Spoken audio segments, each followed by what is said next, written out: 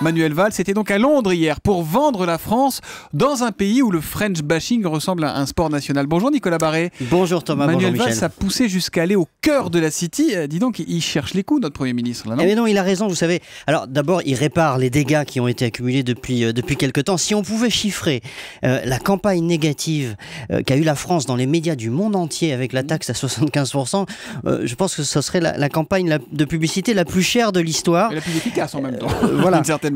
Alors oui, il est important effectivement de montrer que la France, ça n'est pas que cela. Que la guerre économique, vous savez, c'est aussi un combat d'image. Demandez à Coca-Cola, à Mercedes, etc. comment ils gèrent leur réputation. Le succès se bâtit avec de la réputation. Ça vaut aussi pour les pays. Bon, certes, mais c'est pas un peu vain quand même de se pointer comme ça à la City, bientôt à Wall Street. Non. C'est quand même pas ça qui va changer les rayures du zèbre. Non, d'abord, je vous rappelle, on a un enjeu gigantesque. L'année prochaine, la France va devoir emprunter 200 milliards d'euros. Donc, on a intérêt plutôt à être au mieux avec ces grands centres financiers de la planète. D'autant que c'est là que le French bashing se porte le mieux.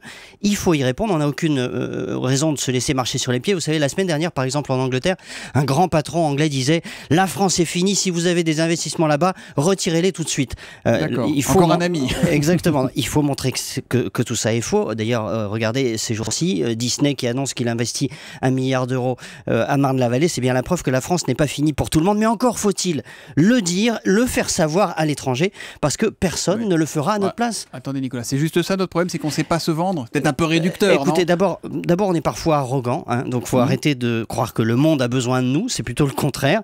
Ensuite, ceux qui tiennent le projecteur médiatique, c'est-à-dire des grands médias anglo-saxons qui ont vraiment une audience internationale, adore nous prendre pour cible. Et donc le French bashing, ça fait vendre, et il faut y répondre, il faut aller au contact pour mieux se vendre, effectivement, vous avez raison, parce que la guerre économique, vous savez, c'est aussi une guerre d'image, ça se gagne au-delà des frontières, et donc à côté de clichés négatifs, il ne faut pas oublier qu'on a aussi une formidable image à faire valoir. Voilà, l'étendard en bandoulière, Nicolas Barré, directeur de la rédaction des Échos et patriote économique ce matin. L'édito Écho de Nicolas, c'est tous les matins à 8h10 sur...